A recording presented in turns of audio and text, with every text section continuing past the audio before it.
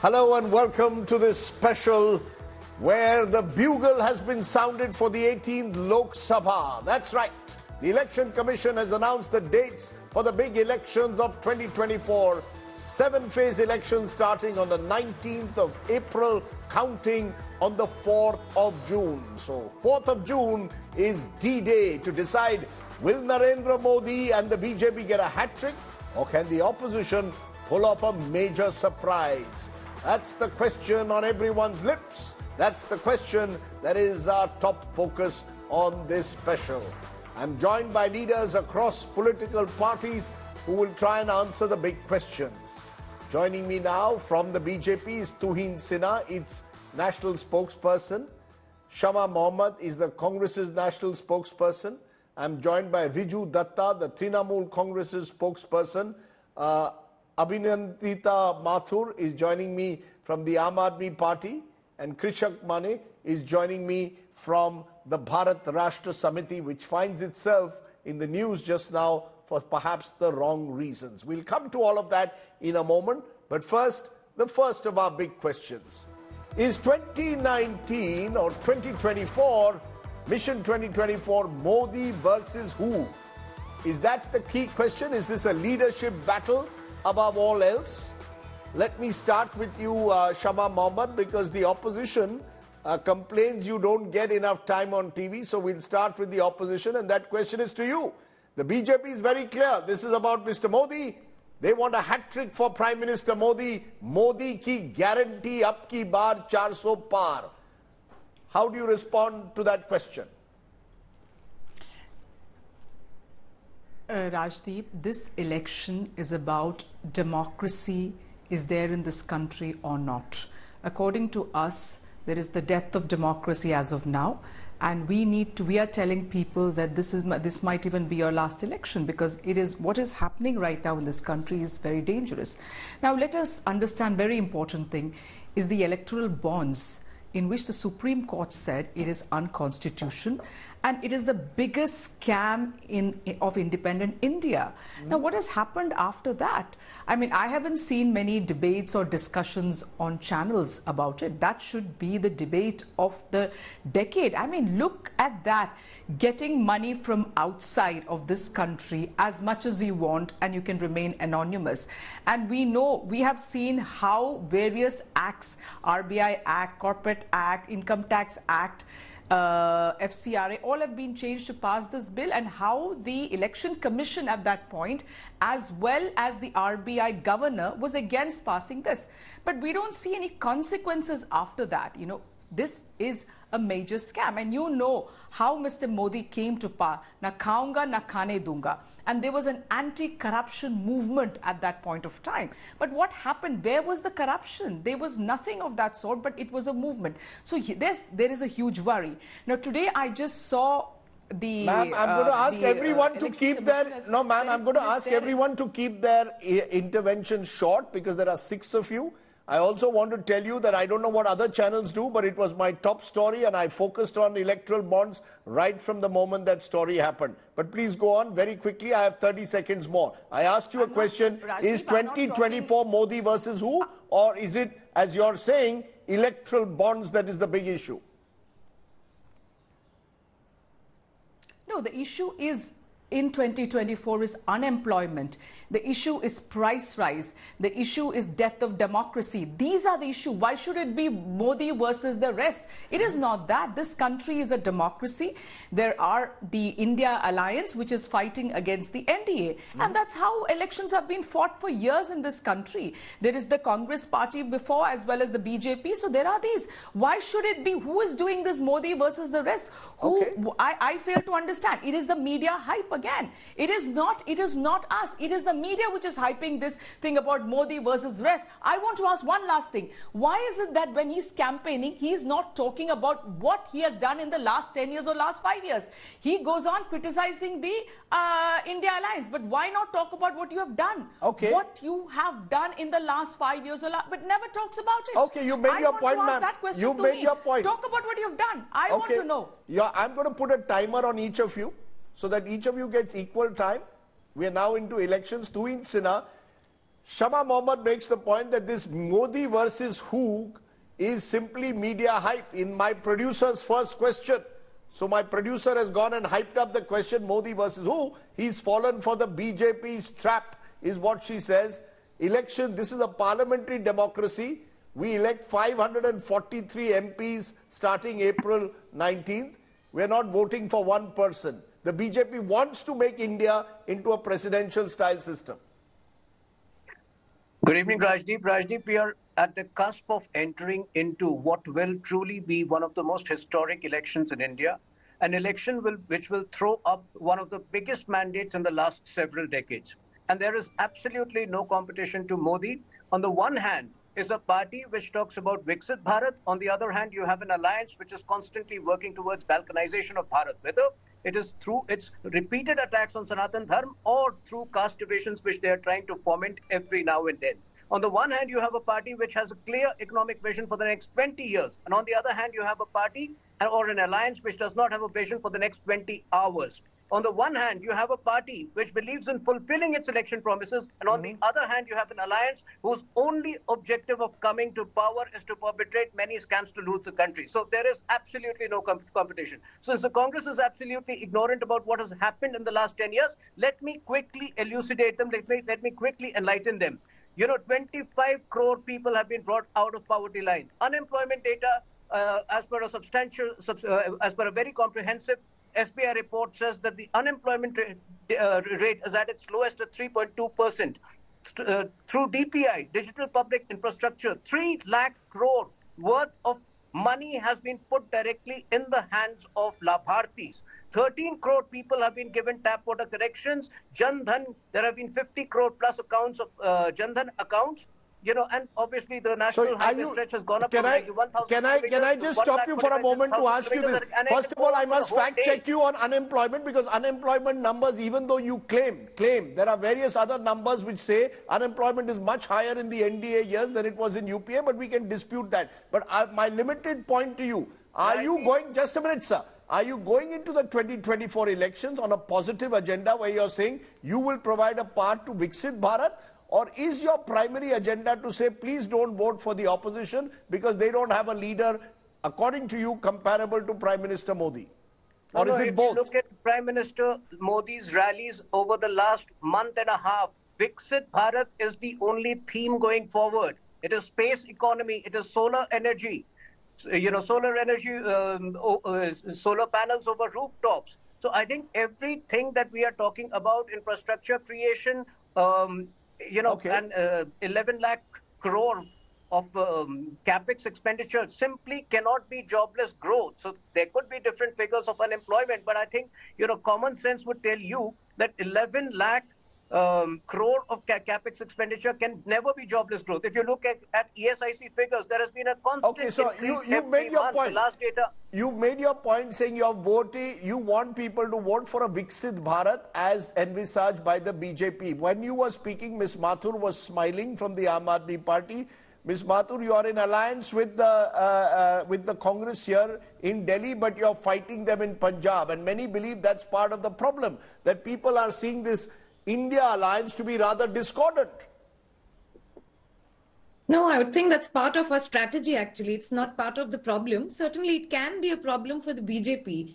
The reason I was smiling is that, BJP and its spokespersons have completely forgotten that this country is a very large country with a lot of people, with a lot of mindsets, with a lot of priorities, preferences, and so on. And Modi ji is not, with due respect, not the only Indian. So Modi versus who?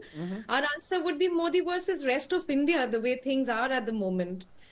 Look, the people of India, when they elected Modi ji in 2014 and subsequently in 19, gave him a lot of regard, respect, and trust.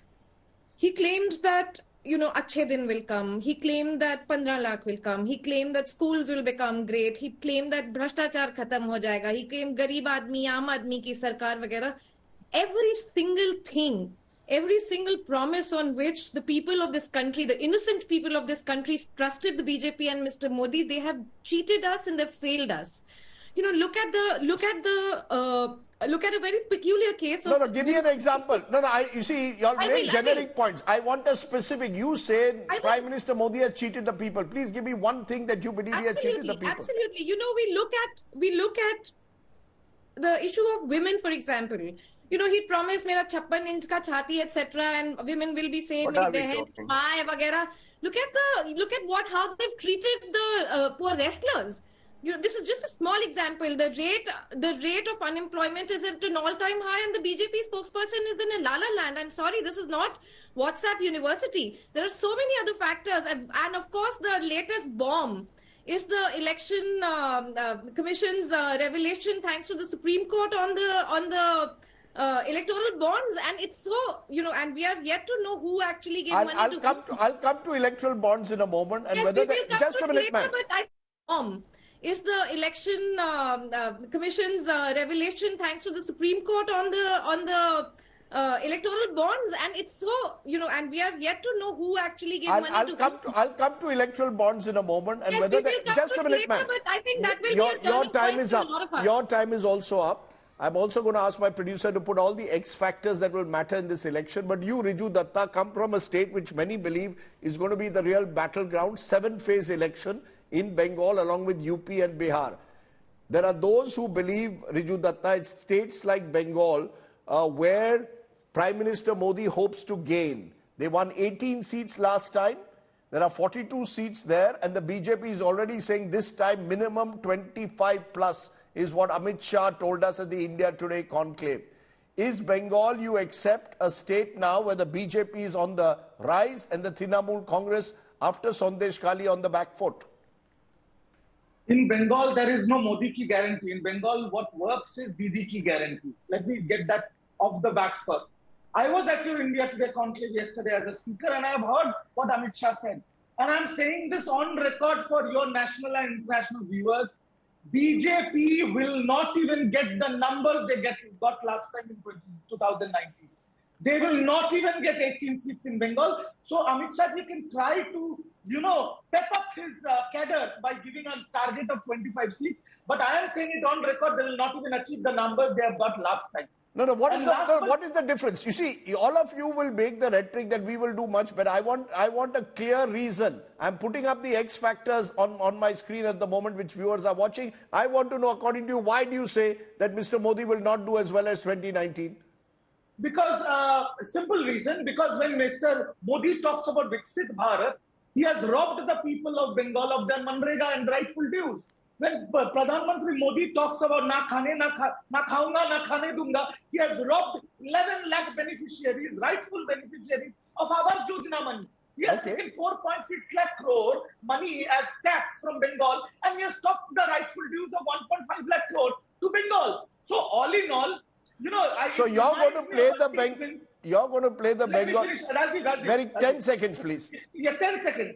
When BJP talks about Viksit Bharat, all I am reminded of is a statement by the British, lobbyist Samuel Johnson, that patriotism is the last refuge of a scoundrel. When you have nothing to show for, you bring patriotism forward. And in Bengal, it is all Didi's guarantee, Modi's guarantee won't work. Okay, so it's Didi's guarantee versus Modi's guarantee in Bengal. Krishank Mane, you come from a state which is in the news, as I said at the outset, for the wrong reasons. Your leader, K. Kavita, has been arrested by the Enforcement Directorate in the Delhi liquor scam. And all of this is leading to a sense that where do parties like BRS go? Many of the regional parties are now aligning one way or the other. Your party is not aligned with anyone else. Will we see all that changing now that elections have been announced and your leader has been arrested? Rajdeep, regarding that case, we will go to the Supreme Court. We will not go to the BJP office, I assure you. Because if KCRG surrenders, that is what Modi ji wants, we'll have to go to the Bharatiya Janata Party. Because one member from this, one accused from this case, Rajdeep, yesterday joined Bharatiya Janata Party's alliance partner, the Telugu Desam Party. Now, if Modi ji really feels that they are going to get 400 number, why would they be so desperate to join alliance with Telugu Desam Party? That clearly explains that there is some fear within Modi ji. But now, if you are asking what would the role be, well, we will go by Modi ji's one slogan, vocal for local. So I come from a state, Telangana, which became a reality when Modi ji also came to power in 2014. So number one, the bifurcation promises which Modi ji failed will come into play. We will definitely take up the line vocal for local. We will ask how Modi ji failed. No, but who is your opposition? No, Mr. Krishak Mane, is your opposition Mr. Modi or is it the Congress? Parties like yours. That's why I've got you on the show. Regional parties like y'all may pick up a few seats, but who's your primary opposition? Primary, the party in center. 10 years. 10 years they've been in power. They failed. They claim to, that they are going to get 400 without even doing anything for our state. So definitely we will fight out. And you know what, Rajdeep? They're 70% of the candidates which they've announced are MPs or MLAs from the BRS. So if Modi ji was really powerful, why did they need BRS and KCR's candidates? Okay. You say KCR's party is over, then why are you taking KCR's leaders? Let me take that to Tuhin Sinha, because Tuhin Sinha, my next question is simply this. Does the NDA have a clear edge over the opposition? Let me rephrase that also in a way. Ab ki baar 400 par. When you said at the outset this is a historic election, the BJP is claiming it will be historic because you will get an unprecedented mandate. And yet, over the last couple of months, what have we found? You've been either poaching leaders from other parties, you've broken parties, you've achieved political realignments. Why do you even need to do any of that? Why do you need a Chandrababu Naidu who called Prime Minister a hardened terrorist before 2019 on your side? Why do you need a Devagowda and Kumaraswamy who you all dismissed as a corrupt father-son party? Suddenly it appears all open doors. So is this 400 plus, as is being suggested by a few on this show, simply hype to intimidate the opposition? Rajdeep, we believe in pragmatic politics. We have never believed in the politics of untouchability. So if in the past somebody has said something, absurd about us, but today he wants to regret, we are open provided he's aligned to the idea of Modi's Viksit Bharat. And I will keep repeating the word Viksit Bharat because somehow that seems to rattle this opposition, which is bent upon taking India 20 years back.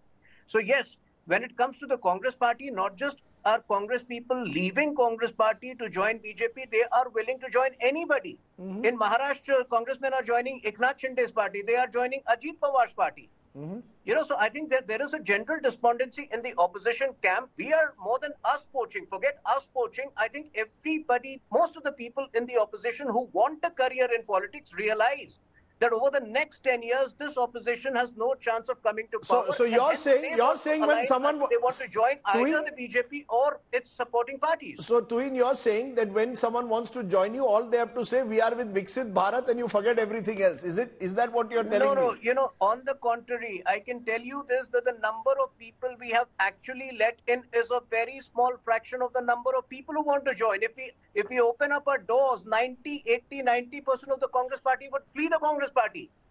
Today, the Congress party is going through such despondency that, people might even join some of the most irrelevant local parties, regional parties, but escape from the Congress clutches. Okay, that's an interesting point that I want to take to Shama Mohammed, because my other question is the Congress the weakest link? The opposition's weakest link, is it the Congress?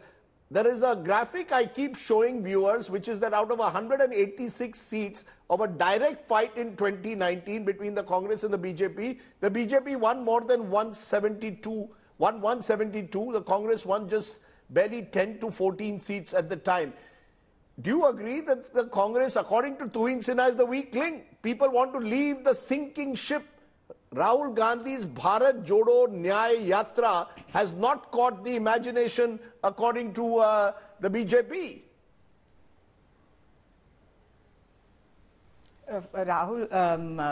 Rajdeep, I don't need their certificate, first and foremost, that Rahul ji's Bharat Jodo Nyay Yatra is doing very well. Number two, what is very well? What's your definition of very well? Reply to what's your very well? What's your definition of Rahul Gandhi's Yatra doing very well? There is crowd everywhere. It is, if you're not showing it, I see it. I've been there, I've seen the crowd. It's exactly how there was Bharat Jodo Yatra. But let me come back to one point which he said. Arvind Subramaniam used to be the chief economic advisor to the PM. He said yesterday, I think it was on your India Today conclave, that the GDP numbers don't add up. He clearly said that. Now, you can't say Arvind Subramaniam is a nobody. Then he says 25 crore people have been taken up from poverty. I don't know who said that, but when the Congress party was in power from 2004 to 14, Oxfam and the United Nations said 27 crore people have been taken out of poverty. So it's not just making up stories, because see, they make up stories. That's what I'm pointing out Arvind Subramaniam's example. Then the other thing is, he says we keep our promises. They said the NDA, or the Modi Sarkar as they call it, 2022 farmer income will be doubled. Did we see that? No. 2022 will become a 5 trillion economy. Did we see that? No.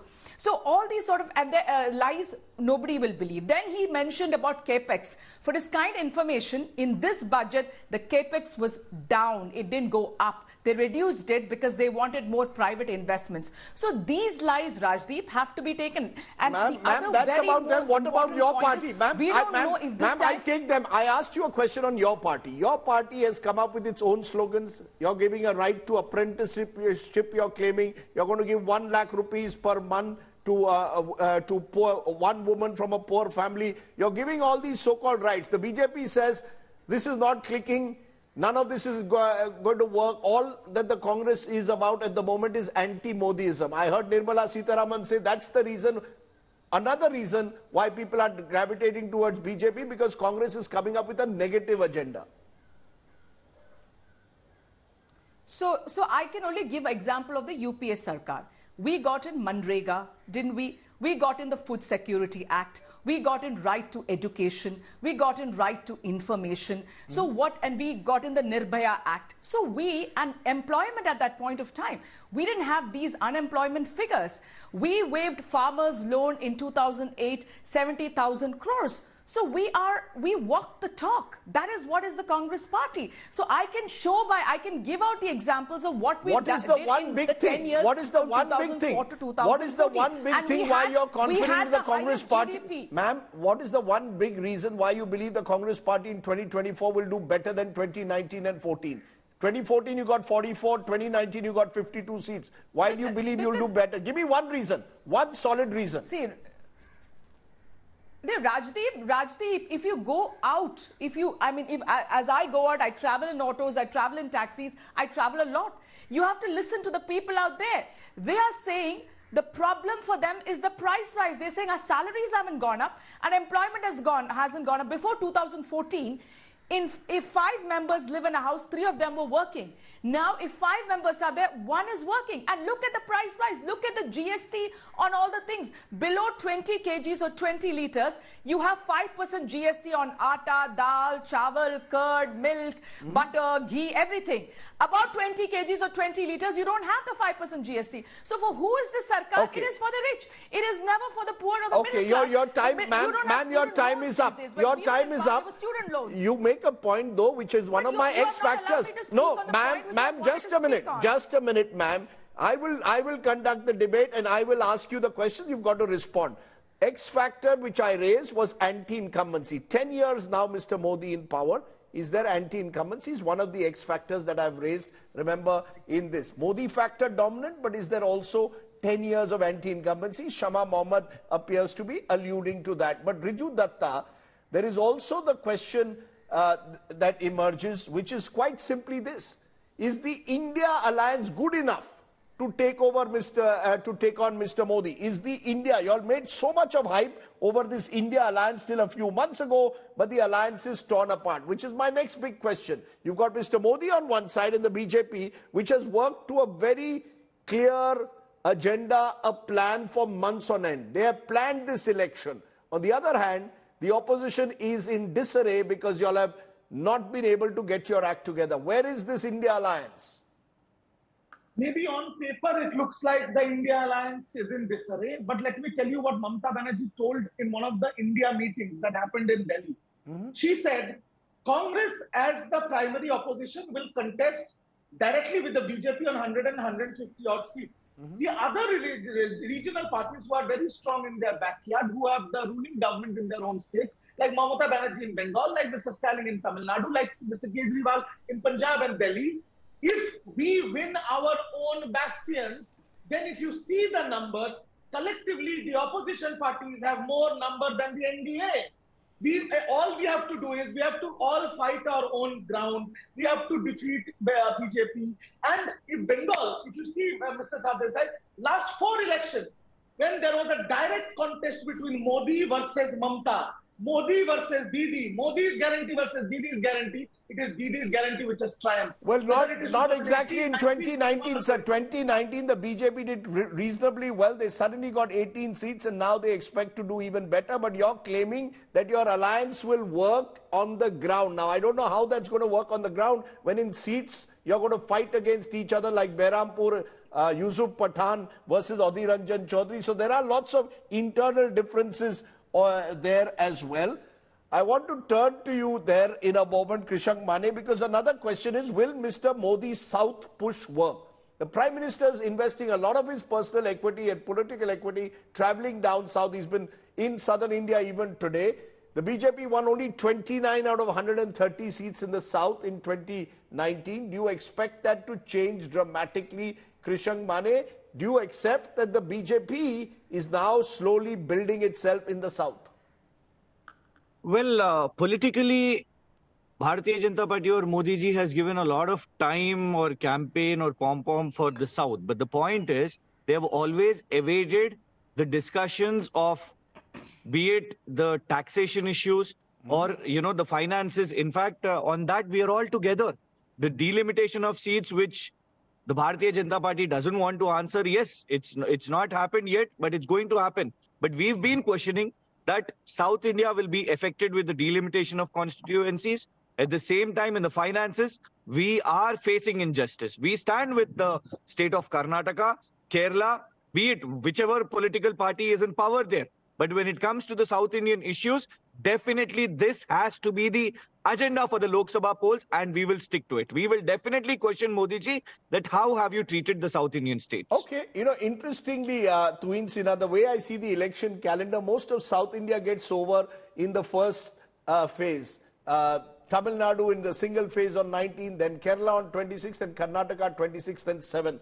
Is South India the bridge too far even now? Mr. Modi is putting a lot of effort.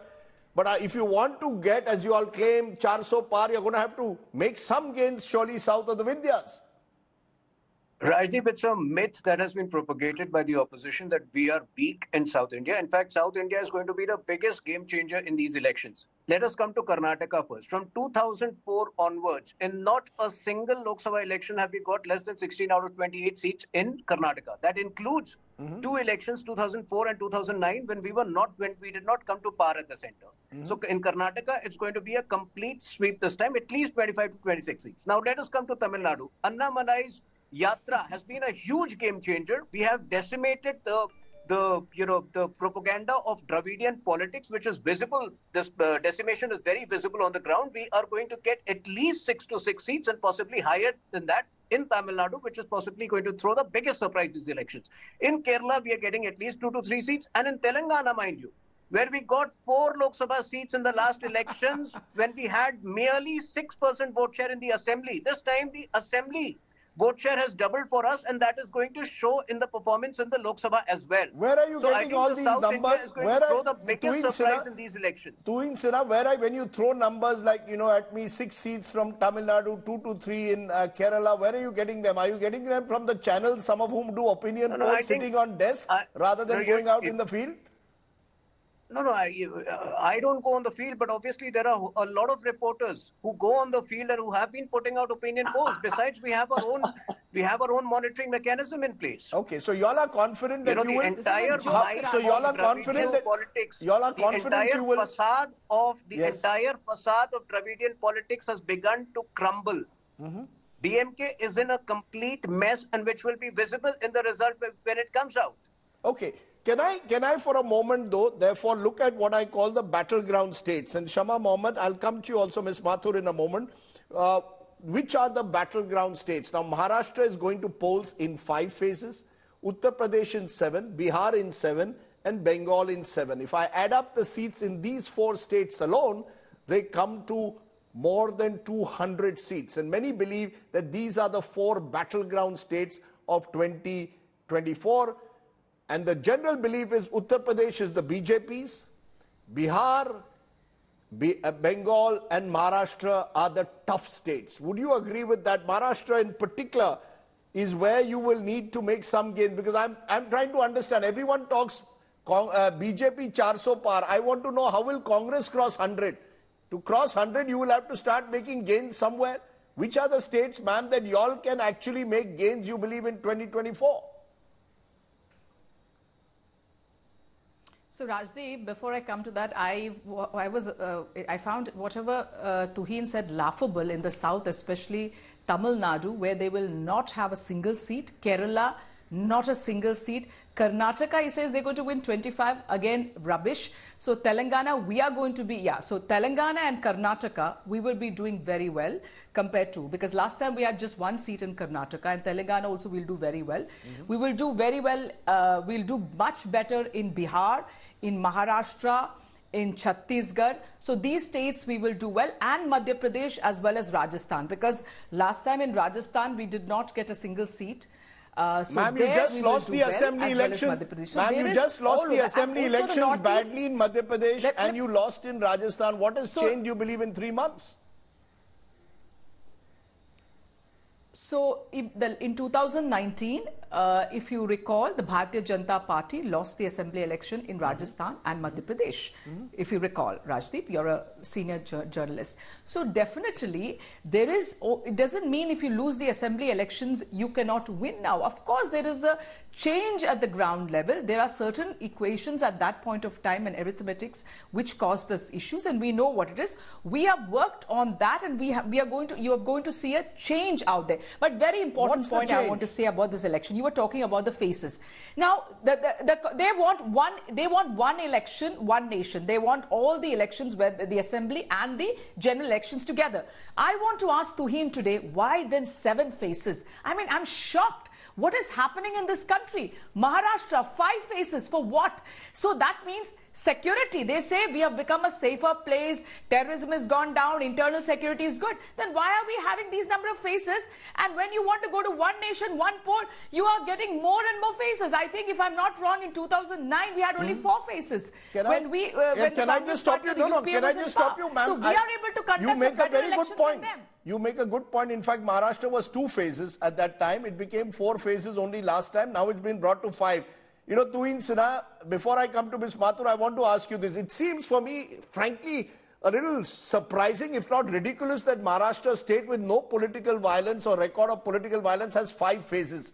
It almost seems as if you want Prime Minister Modi to go from one phase to the other, hopping from one constituency to another. Some part of India is voting, he will be campaigning in the neighboring constituency. Is that the reason for 5 phases? The opposition is already saying the EC's schedule is not drawn in the Election Commission. Ma'am, just a minute. Ask him about one nation, one poll, Rajdeep. Ma'am, you're not the anchor. The 5 phases that you're talking about, many are saying that the schedule is not being drawn in the ECI, but is being drawn somewhere else.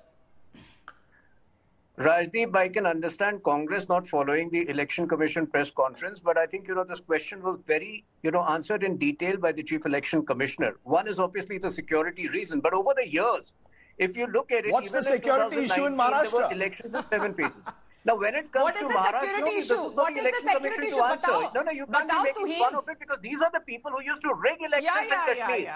This was the Congress party which used to rig elections in Kashmir. We have seen the left parties rigging elections in Bengal. If today we have flawless elections, we have zero. You're not having elections in Kashmir. You have to credit the Election Commission for whatever schedule they bring. And if you are competent enough to work in the Election Commission, this is something which only the Election Commission can answer in detail, which they have done during the press conference. Okay. Can I just get one by one? Start with you, Ms. Mathur, on this. Ms. Mathur, do you believe that this elongated schedule, because your main states, Delhi comes to polls on the 25th of May and then Punjab is on the 1st. It's almost as if the Aam Aadmi Party's campaign will only pick up in the middle of May. Are you okay with this elongated poll schedule? You're on mute, ma'am. Sorry. We have been waiting for this election. It's all right if it's on the 25th or 1st. We just cannot wait to take on BJP and hopefully get rid of them. It doesn't matter. But having said that, I think that any institution, whether it is the Election Commission or any of the agencies, I think a lot of it seems to be very compromised and biased towards the BJP, but that's not a formal stand that I'm taking on the Election Commission dates. However, we would hope, and this I say as a citizen, that at least, the government and the EC will ensure that they give, they make VVPAT mandatory. So at least we have some, because, the danger with the BJP is that, as we have seen in the Chandigarh election, that was merely a trailer, how low they can go even in a mayoral election. It is very scary. No, 1 minute. You're making a very serious allegation, Ms. Mathur. Are you claiming that you fear that elections can be rigged with EVMs? The election commissioner said very clearly today, EVMs are 100% safe. He's also not said that we are going to have VVPATs across the country. It will be done in a random manner. The way the BJP behaved in the Chandigarh mayor election, the way that they, do horse trading, they topple governments overnight, they buy and sell MLAs. It's become so routine, Rajdeep, that we have no choice but to be suspicious. In fact, all of us have to be very alert now. That's a very serious. Tuin Sinha, I know you feel a bit outnumbered here, but you, of course, are still confident that with your allies, you all will reach 400. But the sense that the opposition genuinely feels it isn't a level playing field. Whether it's the election commission, just a minute, sir. Whether it's election commission or misuse of enforcement directorate, they claim misuse of ED has become extortion department or election department according to them. You arrest people according to election timelines, put pressure on them, use every instrument to try and muzzle the opposition, which is why there's a lack of confidence that this election will be truly free and fair. Your response? No, I'll answer both of them. You're telling about ED, being a complicit partner in the whole thing. Take the example of Dheeraj Sahu. The 351 crore cash was discovered after the assembly elections. Don't you think that if the ED was complicit, had it happened during the election commissions, we would have won these states with bigger margins? So I think, these parties need to apply common sense. Hemant Soren was served 10 notices. Arvind Kejriwal has been served 8 notices. If they don't respond, if they don't behave like responsible citizens, why do they have a grudge with Election Commission? Why do they have a grudge with ED? The ED will do its job because that is precisely what they meant for. Finally, when they talk of this prolonged... One by one. Let Tuin finish. Let Tuin finish. Just 10 seconds. Yes. When they talk of this prolonged schedule, what really is the problem over here? It's the same for everybody. Is Rahul Gandhi incapable? Does he not have the stamina to be there for a prolonged election? Does he want to go abroad? Does Mamata Banerjee not have it in her to stick around for 7 weeks? What really is the problem over here? That is what I need to understand. Okay, because it's the same for everybody. Okay, Tuin Sinha, you made that point. Anandita, Ms. Mathur, you want to respond to the ED point that is being made? Yes, certainly. I think that, we have obviously been one of the, victims of BJP's attack using their agencies, and it's known to everyone. You have a choice: either you join the BJP's washing machine, or or surrender to them, or go to jail. And we are actually taking them on in a way that where our top leaders are in prison. But what becomes important here is this new, the revelation with the ED raids and the electoral bonds. I think that is something that we must look at very carefully. And perhaps the BJP spokesperson can give some light, give a take on what has happened with the Kevinter's company or the Future Gaming Company. ED raids on the 2nd of April. ED raids the Future Gaming Company. Arrest as managing director in November of the same year. And by December, there's another raid. But in this time, there has been various transactions just after the raids. Yes, but the truth of the matter, you make a good point that 30 of the top donors are companies which have faced investigation. But let me also make it very clear that while the BJP got more than 50% of the monies, they are India's largest party. Parties like the Trinamool Congress, also Riju Datta, got a lot of money in terms of electoral bonds. So it's not as if electoral bonds have only gone to the BJP. Large amounts have also gone to your party. Is electoral bonds, according to you, something that you can really make an issue? Can anyone really claim to have the moral high ground on electoral bonds at various times? All of you have done cash and carry politics or quid pro quo politics. Let it come out. What is the quid pro quo for us?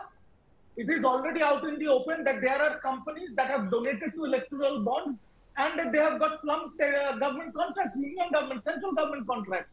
It is also proven almost now that the extortion department the extortion wing of the BJP goes and raids big businessmen, and then as soon as that happens, they buy huge amount of electoral bonds. There is a company called Future Gaming whose per capita in the market is 500 crores, but they have donated 1,400 crores. So let's move away from electoral bonds. See, Rajiv, I'll tell you this. This 7th-phase election, they have pulled the same stunt in 2019 also, is by the Election Commission to satisfy their political masters sitting in Delhi. Because by the new rule, the election commissions will be decided by the BJP. No, 1 minute. Riju Datta, Tuin Sinha says whether it is, and he's right there, whether Can it is BJP. 1 minute. Yes, I'll give you, be patient, ma'am. Whether it's the BJP or whether it's the opposition, they have the same schedule. It's not as if the schedule is different. The schedule is the same for all. So why are you worried? I'll tell you why. Because BJP is dragging it longer.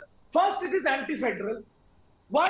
Because you are trying to give advantage to their star campaigner, because the celebrities in Bengal have refused BJP that they will contest on their ticket. So you are giving time. You are giving time to their extortion department to do raids after our leaders and try to do some hanky-panky business. You are giving them time to the BJP to use their vasuli they have got from the electoral bond to manipulate, deceive, intimidate, and pressurize our voters. Use the central forces to act as their So you're claiming that the 7-stage process is part of ensuring that it's not a level playing field to give the BJP more time. You're claiming for Sam Dam Dand debate politics. That's your view. Of course. That's your view. 1 minute. Shama Mohammed, you've been waiting. Very quickly, make your point. Yeah, my point is, you talked about the electoral bonds. Okay, I want to say, the Supreme Court itself said there should be a level playing field. So they take the electoral bonds. We have assembly elections. They win elections because they get a lot of money. So let's understand that SBI knows who's giving the electoral bonds. We don't know who's coming to us or who is giving it to us. When SBI knows, the government of India knows. So the Supreme Court has pointed out on the level playing field.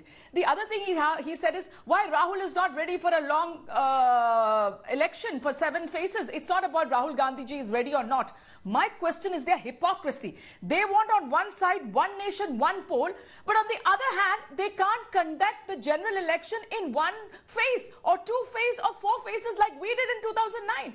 Why should we go through this hell of having 7 phases? And let me add to what Rijiju said is that they have the machinery with them. You have to understand that. The other thing is the violation of the Model Code of Conduct. I remember in 2019, Mr. Modi said, Rahul Gandhi is going to an area where the majority is the minority. No action taken. In Karnataka, he says, go out to the voters. When you press the button, say Bajrang Bali. No action taken. Ashok Lavasa in 2019 was going to take action on Mr. Modi and Shah. What happened to him? He was removed from the Election Commission. No, so just a fact check. He put a dissent note. Okay, just a minute. Mr. Lavasa put out a dissent note. That's what I'm saying. He was removed. Okay, so you make that point. I just want to do a fact check. From the position. Yeah, so what we are trying to say. Okay, let Tuin respond. Tuin, again, you're seeing the opposition has a lack. Removed from there, there's a lack of confidence that the opposition has at the moment. Just to say that in 2009, there's going to be a free and fair election, and we want all the VVPAT to be printed. Everyone. We don't know if there's going to be a free and fair election. Okay. Let's understand how they changed also the election commissioner. They removed the chief justice and put the cabinet minister. Why are they doing all these things when a democracy had certain norms, but you're changing it? You want a pliable election commissioner, you want a pliable election commission team. That is what we see. And why not have every VVPAT?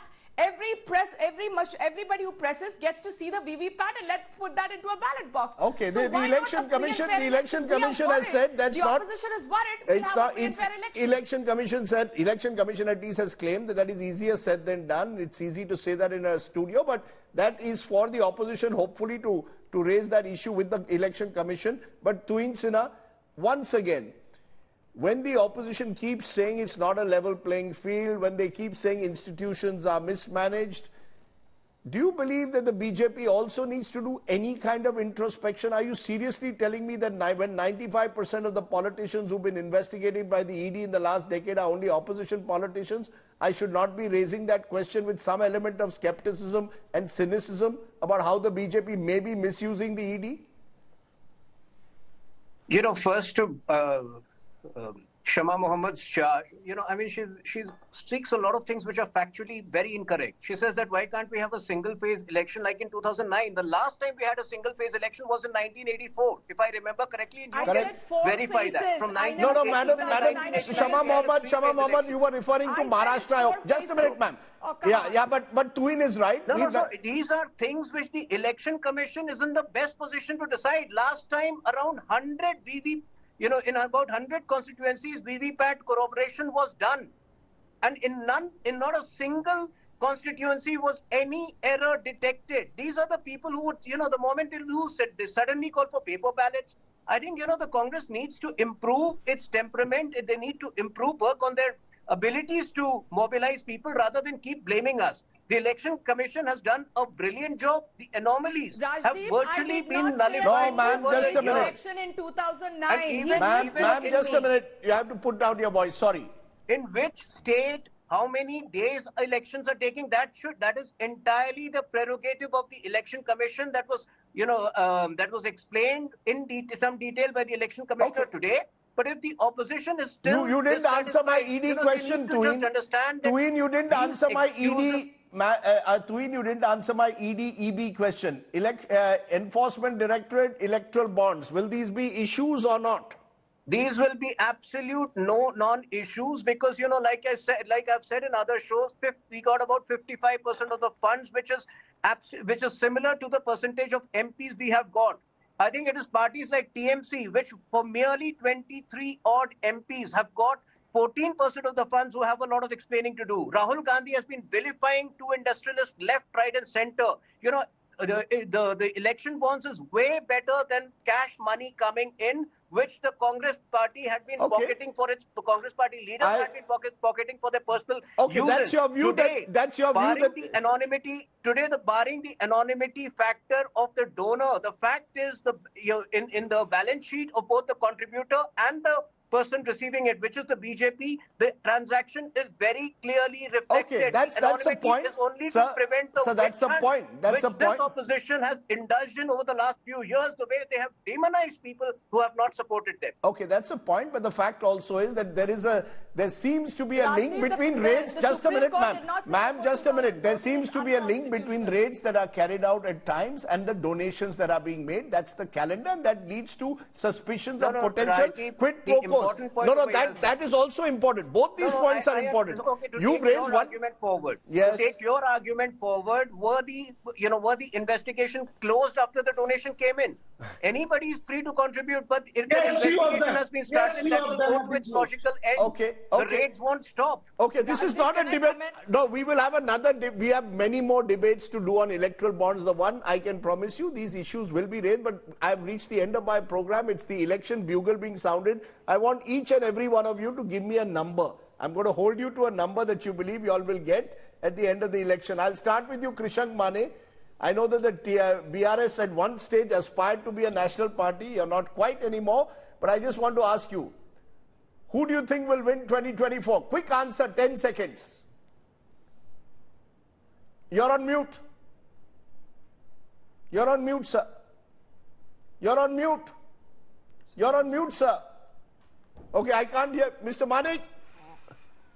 Okay, let's go to Riju Datta. Riju Datta, how many seats are you going to get? Bengal, 42. You're going to get 42 out of 42. Now you're sounding, yes. This is the problem with asking these questions to politicians, but tell me you're going to get 42. Okay, I'll leave it there. I can't even, I wish politicians would be a little bit more honest when I ask them what numbers they will get. Miss Mathur, India Alliance, how many seats will you all get? Enough to get rid of the BJP. Enough to get rid of the BJP. Shama Mohammed, how many seats do you believe that the Congress will get? India Alliance will form the government. Mark my words, Rajdeep. And this sort of hypocrisy has to go down, because this is Tuhin is being hypocritic today, saying that, we need 7 phases. It's the Election Commission. The Election Commission is you, Tuhin. Ma'am, I asked you a question. At the end of the show. How many seats will the Congress get? Give me a number. See, I said we will be forming the government. Okay. So it's understood. We will Okay, get you'll more form a than, government. Krishak 200 Mane, seats. very We quickly. will be forming the government. Krishak Mane, how many? We'll get more than BJP and Congress in Telangana, Rajdeep. You'll get more than, okay, more than the BJP and the Congress in Telangana is the claim being made by Krishak Mane. Politicians live on optimism. Tuin Sinha, you're the party in power. Ab ki baar 400 par ya ab ki baar 300 par ya ab ki baar 250 par? What's your number? 370 for BJP, 410 for NDA and 32 for Congress party. Arey wah, you're coming with exact numbers. I'm holding you to it. I'm recording this. We are speaking here on the 16th of March. We'll wait and see what happens, of course, come the 4th of June. 4th of June, remember, is the date to mark in your calendars. I thank all my guests for joining me. I wish each and every one of you well as you pursue your dreams and ambitions to form the next government. At the end of the day, Janta Janardhan, that's you the viewer, you the voter, you decide who wins the battle for 2024. Picture abhi baki hai. Thanks for watching. Stay well, stay safe. Jai Hind. Namaskar.